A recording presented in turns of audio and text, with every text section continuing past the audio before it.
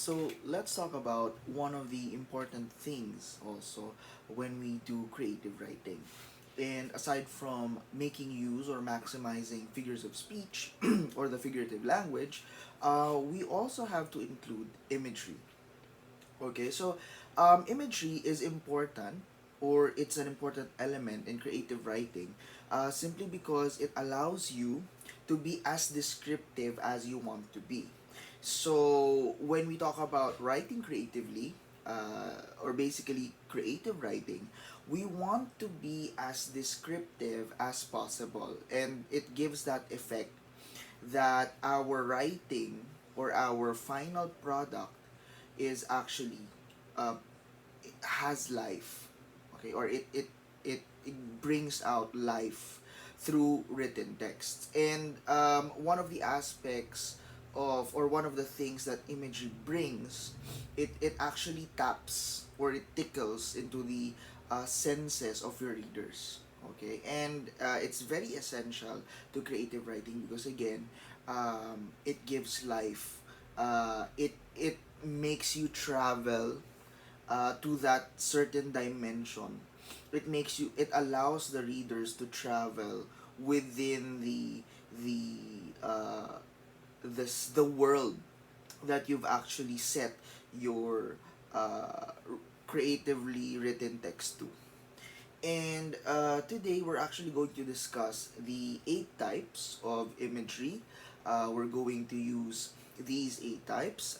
Some have 5, some have 7, but for us, we are going to maximize or utilize these 8 types of imagery.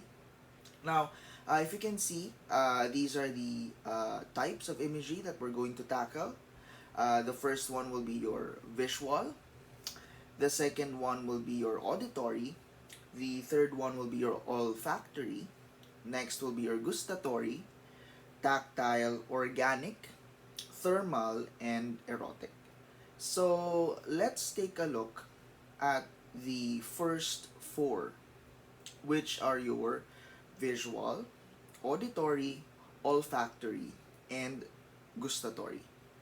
So when we talk about visual, it's all about sight. Okay, basically, um, these are picture pictures formed through words. Okay, so you're going to utilize words so that you can construct a vivid picture or a clear picture for your readers. Basically, you are, through the use of words, you are actually constructing um, a concrete image or a concrete object for your readers. Um, Now, let's take a look at this example, but this time this is going to be different. This is going to be an interactive example. So, for example, if you actually take a look at your screen, how would you describe in words what you actually see in front of your screen right now? How would you describe the background, my background? How would you describe probably the shirt that I'm wearing, the glasses that I have, the reflection of the ring light? um, how would you describe that? And uh, you need to fully describe things in detail. Okay. So when we talk about adding imagery, it's not just base. It's not like the basic show and tell. We're in. Okay, he is wearing yellow shirt. He is wearing black glasses. No, it's not like that. You need to ingrain imagery to your readers. Yes, I am maybe wearing a yellow shirt, but how would you add what this yellow shirt really looks like? A yellow shirt that's actually fitted, so it fits me. Okay, you may also add through his glasses you can see the reflection of the ring light. Be descriptive as possible. Now the next one is your auditory. Now it deals with sound. Now what do we mean by dealing with sound? Basically, we are actually making use of written texts or words that would actually tap into the hearing side or the auditory side of our brain. That if it's reflected through text, okay, if it's reflected through text, we can actually hear the sound of it. Okay? So that is how we do the auditory sound. Okay? Auditory or sound. Um, the type of imagery of auditory. And then again, I want us to do an interactive example. So, an interactive active example would be try to pause for a bit. So, I'll give you time. We will pause for a bit in this video. And then just close your eyes. Try to close your eyes and listen.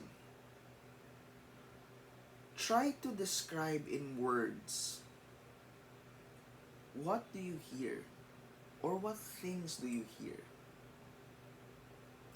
So, I'll give you a pause. Close your eyes and just try to listen and describe in words what do you hear. One example for auditory could be the deafening silence, right? The deafening silence within the room.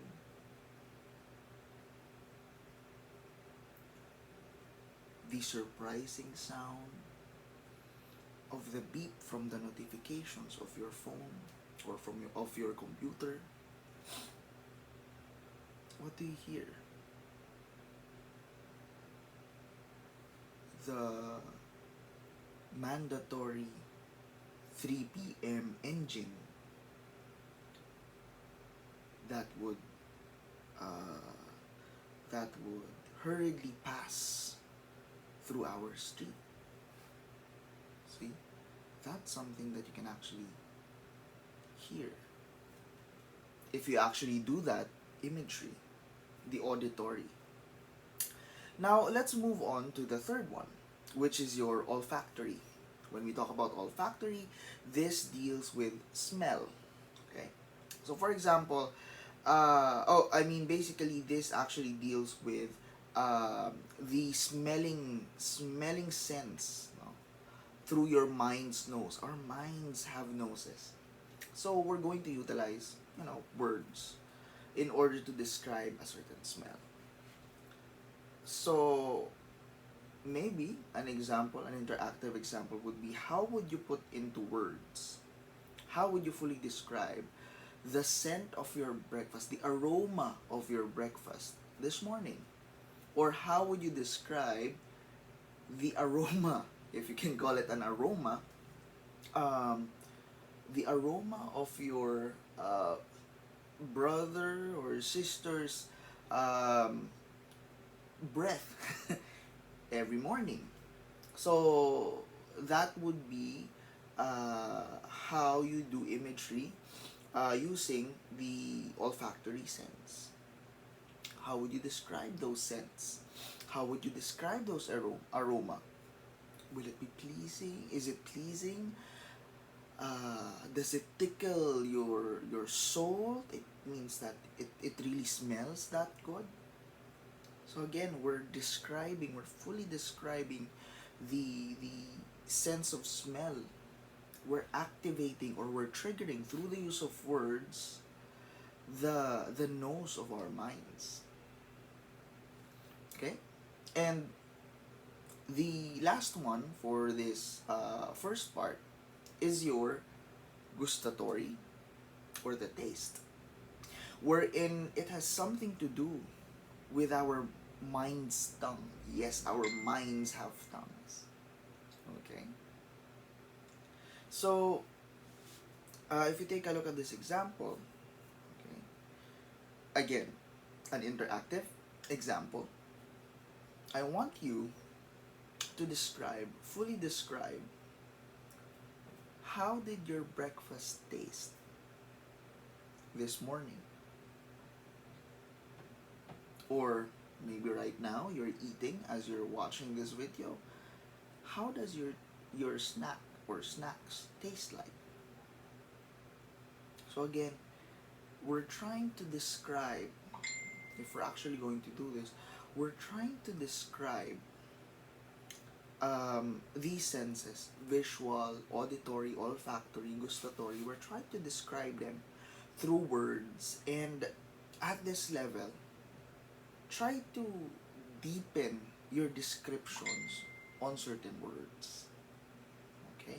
Try to deepen them, and don't just describe plainly what you see, the basic type of description, but try to make use of what you've learned before in creative writing, the figurative language, figures of speech.